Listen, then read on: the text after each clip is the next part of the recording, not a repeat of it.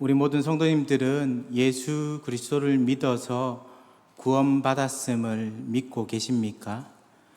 여러분들에게 구원받았다라는 것은 어떤 의미가 됩니까?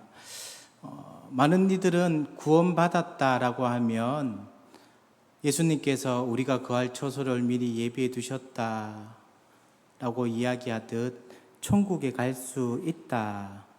이게 우리가 구원받았습니다 라고 고백하는 그런 내용 아닙니까? 우리는 예수 그리스도를 믿어서 천국에 갈 수 있게 되었음을 믿고 있습니다. 그렇다면 단순히 우리가 천국 가는 것이 진짜 우리에게 가장 좋은 것일까요? 우리가 천국에서부터 쫓겨났던 그 당시의 상황을 보면 하나님께서 사람을 하나님의 모양대로 하나님의 형상으로 창조하셨습니다. 그리고 하나님께서 우리에게 하나님께서 만드신 모든 만물을 다스리라고 명령하셨습니다. 하나님의 형상으로 하나님 모양으로 창조된 우리였기에 하나님과 함께 할 때 하나님께서 우리에게 맡겨두신 모든 만물을 하나님처럼 완벽하게 다스릴 수 있었습니다. 그것이 바로 천국 아닙니까? 그렇게 우리가 다스리는 것을 바라보시며 하나님께서 즐거워하셨습니다. 그런데 우리에게 죄가 들어왔죠. 선악과를 따먹고 난 다음에 죄가 들어왔습니다. 그리고 바로 그들은 천국에서 쫓겨났습니까? 천국에서 쫓겨났는데 그 중간에 이런 내용이 있습니다. 그들은 선악과를 따먹고 난 다음에 벗은 줄 알았더라. 선악과를 따먹기 전에는 벗은 줄 몰랐기 때문에 서로 부끄러움이 없었어요. 죄라는 것이 없었기 때문에 부끄러움이 없었습니다. 그러나 선악과를 따먹고 난 다음에 그들은 벗은 줄 알았다. 죄가 들어왔다. 다르게 표현하면 하나님의 형상이 일그러졌다라는 거예요. 죄가 없었을 때는 부끄러운 줄 몰랐고 벗은 줄 몰랐지만 죄가 들어오고 난 다음에 그들은 부끄러움을 알았던 것입니다. 다르게 표현해서 하나님의 형상을 잃어버렸던 거예요. 상실하게 되었던 겁니다. 그로 인해서 그들은 하나님께서 말씀하셔도 온전히 순종할 수 없는 이들이 되었던 거예요. 그래서 하나님의 낯을 피하기 시작하였고 그들을 향해서 하나님께서 에덴 동산에서 쫓아 보내신 겁니다. 하나님과 영원히 함께 할 수 없기 때문에 하나님이 안 계신 에덴 동산으로부터 쫓아보내신 거예요. 다르게 표현하면 죄를 짓고 난 다음에 바로 에덴 동산에서 쫓겨난 게 아니고 첫 번째 벗은 줄 알았더라. 하나님의 형상이 일그러졌더라. 상실되었다라는 겁니다. 그리고 두 번째 쫓겨났다라는 거예요. 우리는 예수 그리스도를 믿어서 하나님께 다시 돌아갈 수 있다라는 것은 두 번째는 회복되었다라는 것은 알고 있습니다. 그러나 무엇이 아직까지 완전하게 회복되지 못한 것입니까? 벗은 줄 안. 하나님의 형상이 완전히 우리에게 아직까지 회복되지 않았던 거예요. 그래서 그 하나님의 형상으로 우리가 회복되어 가는 그 과정을 교회에서는 성화의 과정이라고 이야기합니다. 완전하지 않기 때문에 완전해지면 그때는 영화라고 이야기하죠.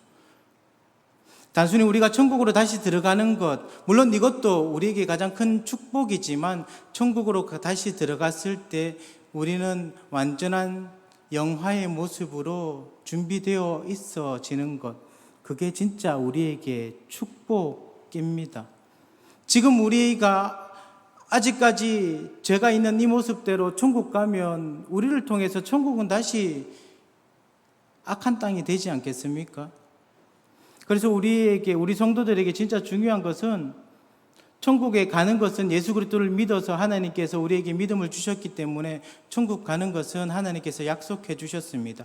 그리고 그 천국 하나님께서 다시 부르시기 전까지 이 땅 가운데 우리를 남겨두신 이유는, 가장 주된 이유는 상실되었던 하나님의 형상이 성도됨을 통해서, 신앙생활을 함을 통해서 하나님의 형상을 닮아가는 것들을 배워가는 과정인 거예요. 그래서 신앙생활하는 것, 좁은 길 가는 것, 예수 그리스도의 형상을 닮아가는 것은 우리에게 고난길이고 어려운 길이 아니라 우리에게 가장 복된 겁니다. 원래 우리의 모습대로 닮아가는 거기 때문에. 그래서 성도 생활하는 것, 신앙생활하는 것은 하나님께서 우리에게 주신 축복이라는 겁니다. 왜? 다시 하나님의 모습으로 닮아갈 수 있는 과정들을 배우는 과정이기 때문에, 훈련받고 있는 과정이기 때문입니다. 오늘 본문은 히스기야가 경험했던 사건입니다. 그런데 이 사건을 통해서 제가 여러분들과 함께 보고자 하는 내용은, 오늘 설교 제목도 하나님은 뜻하시고 우리는 순종하고, 이걸 다르게 표현해서 하나님의 섭리와 인간의 자유의지, 이것을 같이 한번 살펴보려고 합니다. 사실 하나님께서 모든 것을 통치하시는데 인간에게 하나님께서 자유의지를 주셨다는 것은 우리의 논리에서는 맞지 않습니다. 우리는 하나님께서 섭리하셨다라고 하면 운명론적으로 우리에게 모든 것이 다 정해져 있기 때문에 우리가 스스로 무엇을 선택할 수 있다라는 것 자체가 말이 안 되는 거예요. 그렇지 않습니까? 그러나 하나님께서 섭리하신 건 운명론적으로 그렇게 정해 놓으신 것은 아닙니다. 그러나 오늘 이 시간에는 그 섭리, 운명 이걸 이야기하려고 하는 게 아니고 수능 기도회입니다. 수능 기도회라서 여러분들이 이곳에 오셨을 때 수능 기도회로서 고등학교 3학년 아이들을 위해서 기도해 주러 오신 것 아닙니까? 그 아이들을 위해서 기도해 주실 때 진짜 좋은 축복을 함께 기도하고자 오늘 말씀을 준비해 보았다라는 거예요. 오늘 말씀을 보기 전에 한 두 가지 정도를 여러분들이 같이 아셨으면 좋겠습니다. 하나는 하나님의 자유의지와 하나님의 섭리와 인간의 자유의지에 관련된 내용들, 두 번째로는 오늘 배경에 대해서 잠깐만 이야기하고 본문으로 한번 들어가 봤으면 좋겠습니다. 첫 번째, 하나님께서 섭리하신다는 것은 모든 것을 하나님께서 계획하시고 하나님께서 다스려 가시는 거예요. 처음부터 끝까지 하나님께서 모든 것을 다 이미 예정하셨습니다. 이미 미리 다 아십니다. 그렇게 될 거예요. 우리는 이해할 수 없지만 그렇게 되는 최종적인 마지막 결론은 우리에게 가장 좋은 것을 주신다라는 것, 그것을 여러분들이 믿으셨으면 좋겠습니다.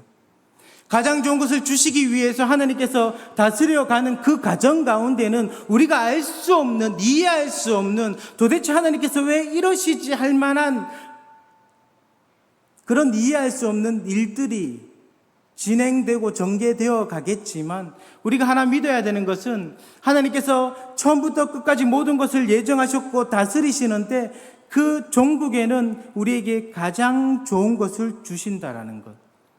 두 번째, 우리에게 하나님께서 모든 것을 통치하시고 섭리하시는데 그 가운데 은혜로 하나님께서 우리에게 자유의지, 다르게 표현해서 순종할 수 있는 축복을 허락해 주신 거예요. 하나님께서 모든 것을 다 하시지만, 그렇게 해 가시겠지만 그 안에서 우리를 통해서 하시고자 하는 일들이 있다라는 겁니다. 그리고 우리의 순종을 하나님께서 사용하신다라는 거예요. 우리의 논리로는 이해 안 됩니다. 하나님께서 다 하셨는데 우리가 도대체 무엇을 할 수 있습니까? 이런 질문이 들 수 있습니다. 그러나 하나님께서 다 하셨지만 우리에게 순종할 수 있는 은혜를 허락해 주신 거예요. 우리의 순종을 통해서 하나님께서는 당신의 일을 또 행해 가신다라는 겁니다. 그 순종함을 통해서 우리는 하나님 닮은 모습으로 정화되어 가는 거죠. 하나님만 의지하는 방법들을 배우는 겁니다. 두 번째로 오늘 본문의 배경을 잠시 아셨으면 좋겠는데요. 히스기야는 남유다가 멸망하기 한 100년 전쯤의 사람입니다. 아수르라는 강대국이 있었고 이미 북이스라엘은 무너졌습니다. 그리고 남유다도 마지막 예루살렘만 남았던 것 같아요. 모든 것을 다 점령하고 마지막 이 예루살렘, 그리고 신흥 강대국인 바벨론이 막 이제 성장해 가는 과정 가운데 있다라는 것.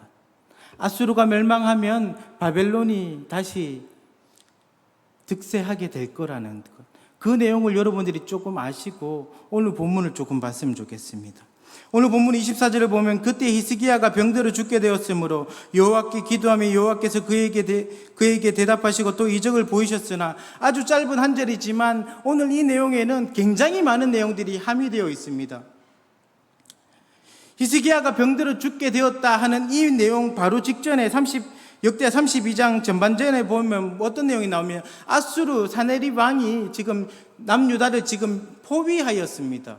더 이상 갈 데가 없어요. 소망이 없습니다. 왜냐하면 모든 것을 이미 다 점령하고 들어왔거든요. 18만 5천 명이라는 막강한 군사들을 지금 데리고 왔는 거예요. 얼마나 조롱하고 있냐면, 너희들에게 우리의 무기를 다 주겠다고, 우리의 무기를 주겠다고, 그러면 너희들이 우리의 무기를 가지고 전쟁해봐라고, 우리의 무기를 사용할 사람이라도 있냐고. 우리가 지금까지 왔을 때 다른 나라들은 그들이 믿고 있었던 신이 없었겠냐고. 그 어떤 나라들도, 그 어떤 신들도 우리를 막지 못하였다고. 조롱하였습니다. 히스기야도 아마 알고 있었을 거예요. 인간적인 방법으로는 절대로 이길 수 없다라는 것을 알고 있었을 겁니다. 그러나 히스기야는 물의 근원을 막고 안 될 걸 알지만 방벽을 다시 쌓고 소망이 없었던 이스라엘 백성들에게 희망을 가지자라고 다짐하고 또 다짐하였습니다. 그때 이사야 선지자가 와서 이사야와 함께 하늘을 향해 하나님께 기도하였죠. 하나님, 우리를 도와주십시오. 그러자 하나님께서 단 하룻밤 만에 18만 5천 명이라는 그 아수르 군사를 전멸시켜 버리십니다. 그리고 사네립은 도망가서 자기 고국에서 배반당해 죽게 됩니다. 그리고 난 다음에 역대하의 오늘 본문에서는 히스기야의 병에 관련돼서 이야기를 하고 있는 거예요. 그러면 우리가 오늘 본문의 내용만 살펴보면 아수르가 쳐들어왔는데 하나님께서 히스기야의 기도를 들어주셔서 아수르를 멸망시키고, 그리고 난 다음에 히스기야가 병들어 죽게 되었을 때 하나님께 기도하니까 15년의 연장을 시켜주셨더라, 이렇게 보일 수 있습니다. 그러나 조금 자세히 살펴보면 같은 해입니다. 701년도 같은 해인데 우선순위로 따지면 아마 히스기야가 병들었던 것이 사네립이 쳐들어왔던 것 바로 직전이었을 겁니다. 히스기야가 병들었다는 것을 이사야를 통해서 듣게 되었고, 히스기야가 하나님을 향해 기도합니다. 살려주십시오. 그래서 하나님께서 히스기야의 기도를 들으시고 살려주시겠다고 약속해 주십니다. 표징도 보여주시죠. 해 그림자가 10도 뒤로 물러가는 표징도 보여주셨을 뿐만 아니라 하나님께서 히스기야의 기도를 들으신다고 뭐라고 말씀하시냐면, 열왕기하 20장 6절에 제가 읽어드리겠습니다. 내가 내 날에 15년을 더할 것이며 내가 너와 이 성을 아수르 왕의 손에서 구원하고 내가 나를 위하여 또 내 종 다윗을 위함으로 이 성을 보호하리라 하셨더라. 하나님께서 왜 15년을 더해 주신다라고 이야기하냐면, 다시 읽어드릴게요. 15년을 더할 것이며, 왜냐하면 내가 너와 이 성을 아수르 왕의 손에서 구원하고, 지금 역대하 본문의 내용에 따르면 앞에 아수르로부터 지금 회복되지 않습니까? 회복되고 난 다음에 역대하 본문 순서대로라면 히스기야가 병 낫는 사건이 나오지만, 그러면 이때는 히스기야에게 하나님께서 아수르로부터 회복해 준다 하실 필요가 없잖아요. 왜? 이미 회복이 되었기 때문에, 순서대로라면 본다면. 그러나 성경은 단순히 시간적 순서대로 배열을 하신 것이 아닙니다. 주제로 배열을 하신 거기 때문에 같은 해이지만 히스기야를, 사네립을 통해서 점령당하기, 포위당하기 바로 직전에 이사야를 통해서 히스기야가 죽게 됨을 알려주셨던 거예요. 그래서 히스기야를 살려주셨던 이유는 아수르가 쳐들어올 것인데 그들로부터 내가 회복시켜주기 위해서 생명 15년을 연장시켜주겠다 약속하신 겁니다. 이해하시겠습니까? 그리고 오늘 본문을 다시 봤으면 좋겠습니다. 32장 24절에 보면 그때 히스기야가 병들어 죽게 되었으므로 하나님께서 섭리하시고 통치하시고 미리 하신 것, 예정하신 것은 무엇이냐면 히스기야가 병들어 죽게 된 것입니다. 하나님께서 그렇게 섭리하신 거예요. 그렇게 예정하셨습니다. 그러나 하나님께서는 히스기야가 기도할 것도 아셨기에 히스기야의 그 기도를 통해서 히스기야를 살려줄 것도 하나님께서 예정해 주신 거예요. 그리고 히스기야의 그 기도, 히스기야가 살아남을 통해서 무엇까지 해주신 겁니까? 아수르의 손에서부터 회복까지 시켜주신 겁니다. 단순히 하나님께서 그냥 아수르를 멸하실 수도 있지만 하나님께서는 히스기야에게 기회를 주신 거예요. 네가 기도하고 생명의 연장이 되고 난 다음에 절대 회복이 없을 것 같은, 소망이 없을 것 같은 그런 상황 가운데서도 나를 의지하면 내가 너를 통해서 다시 아수르의 손에서 회복시켜 줄게. 하나님께서 기회를 주신 겁니다. 하나님께서 모든 것을 예정하시고 섭리하고 계셨지만 히스기야의 순종을 하나님께서 사용하신 거예요. 히스기야가 그렇게 순종하였기 때문에 하나님께서는 히스기야의 순종을 통해서 아수르로부터 회복시켜 주셨습니다. 얼마나 은혜입니까? 얼마나 감사입니까? 하나님께서 우리를 회복시켜 주셨으니 우리는 무엇을 해야 됩니까? 하나님께 영광을 돌려야 되지 않겠습니까? 그러나 히스기야는 어떻게 합니까? 하나님께 영광을 돌리지 않습니다. 25절 보십시오. 25절 같이 한번 읽어보시겠습니까? 히스기야 시작. 히스기야가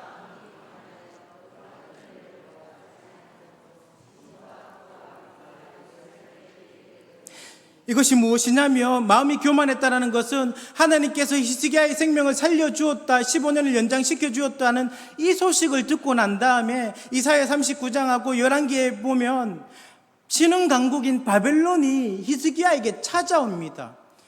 왜 찾아오는지는 성경에서 명시되어 있지 않기 때문에 명확히는 알 수 없으나 아수르하고 여전히 대척 있는 상태였기 때문에 아수르를 반하기 위해서 또한 히스기야가 생명이 살아났다고 하니 히스기야가 믿고 있는 그 하나님을 보고 싶다든지 아니면 어떤 연유에서 이런 일들이 있었는가 그걸 보고 싶어서 바벨론은 왔던 것 같습니다. 바벨론이 왔다면 히스기야는 어떻게 해야 됩니까? 하나님께서 나를 구원해 주셨습니다. 나의 하나님께서 은혜를 베풀어 주셨습니다. 우리 하나님께서 이렇게 해 주셨습니다. 하나님께 영광을 돌려야 되는 것 아닙니까? 그러나 히스기야는 그렇게 하지 않습니다. 무엇을 하냐면 자기의 창고를 보여주는 거예요. 자기가 갖고 있었던 능력을 보여주었던 겁니다. 자기의 모든 것들을 보여주었던 겁니다.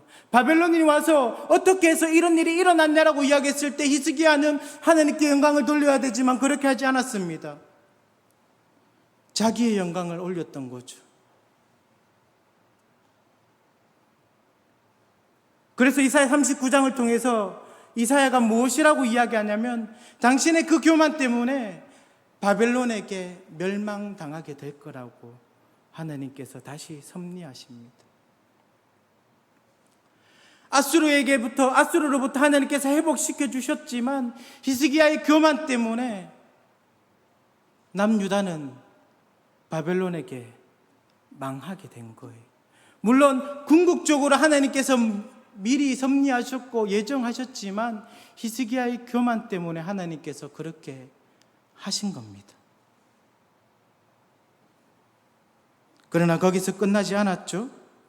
히스기야는 자신이 교만했다는 사실을 이사야를 통해서 바로 알게 되었습니다. 그래서 어떻게 하냐면 26절을 보시면 히스기야가 마음이 교만함을 뉘우치고 예루살렘 주민들도 그와 같이 하였으므로 여호와의 진노가 히스기야의 생전에는 그들에게 내리지 아니하였노라.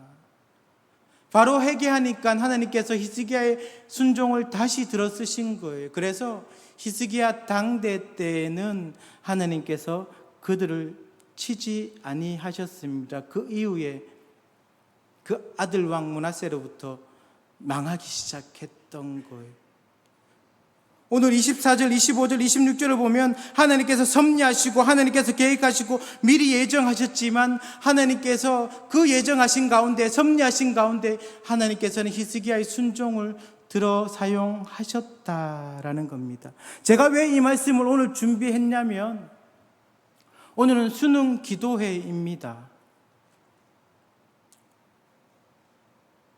우리 사랑하는 아이들이 대한민국이라는 이 현실 가운데 수능이라는 것은 매우 중요합니다. 수능을 치든 치지 않든 이 고등학교 3학년이라는 이 시절은 매우 중요합니다. 그래서 이 아이들을 위해서 뜻을 모은 성도님들이 함께 기도해 주는 것, 이만큼 그들을 향한 축복이 어디 있겠습니까? 이렇게 많은 이들이 모여서 함께 기도해 주면 하늘에 계신 하나님께서 여러분들의 기도를 분명히 들어주시고 그들에게 가장 좋은 것으로 응답해 주실 줄 저는 확신합니다. 그러나 여러분들의 기도를 통해서 하나님께서 그들에게 좋은 것을 주시는 것, 이것보다 더 좋은 것은 지금 기도를 해야 되는 그 아이들이 없잖아요.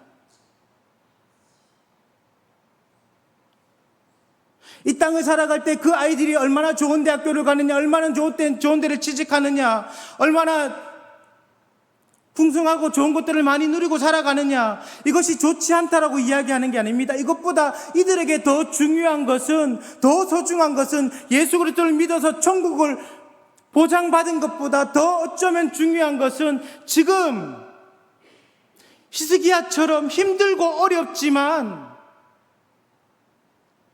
아무도 하지 않는 고등학교 3학년 시절에 하나님 아버지 앞에 나와서 기도할 수 있는 이 결단과 이 헌신,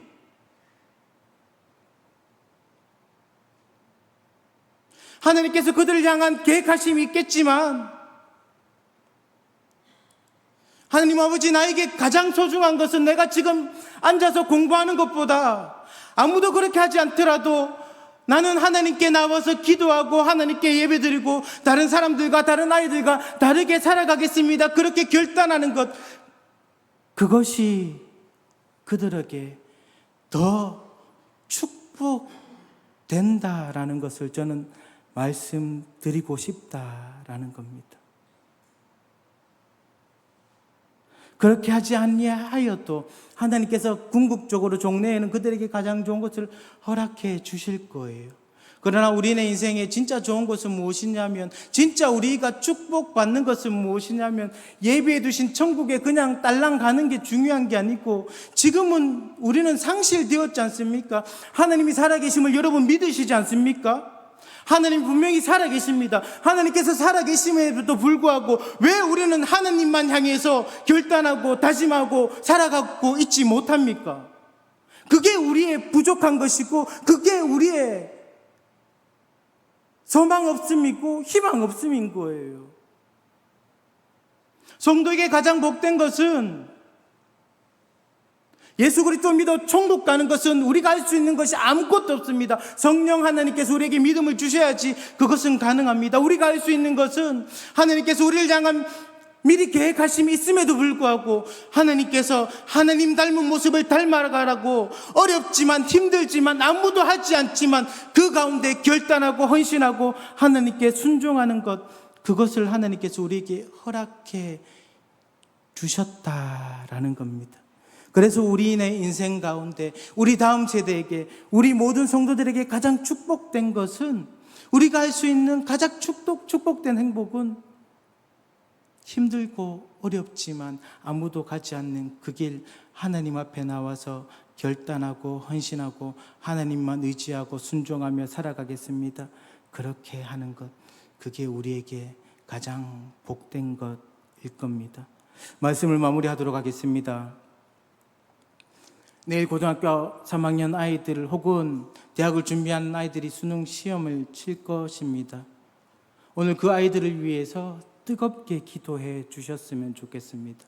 저는 우리 다음 세대 아이들이 좋은 대학에 갔으면 좋겠고, 좋은 직장에 갔으면 좋겠고, 돈도 많이 벌었으면 좋겠습니다. 예수 믿는 사람들은 저렇게 하나님께 축복을 많이 받는다는 소식을 많이 들었으면 좋겠습니다. 그러나 그렇게 많은 축복을 받았음에도 불구하고 하나님 닮은 모습을 살아내지 못한다면 그 축복을 가지고 마귀의 형상을 닮아가기 시작하는 거예요. 이것보다 저주가 어디 있겠습니까? 하나님께 그런 많은 축복을 받았다면 더 큰 축복은 그 받은 축복을 하나님처럼, 예수 그리스도처럼 다른 일들을 위해서, 교회를 위해서, 하나님 나라를 위해서 사용할 수 있는 것, 그게 진짜 축복 아니겠습니까? 하나님 아버지, 우리 아이들을 그렇게 사용하여 주시옵소서. 수능 시험 잘 칠 수 있도록 인도해 주시옵고, 그것보다 더 중요한 하나님께 순종할 수 있는 우리 아이들 될 수 있도록 인도해 주십시오. 그렇게 함께 기도할 수 있는 저와 여러분들이 되었으면 좋겠습니다.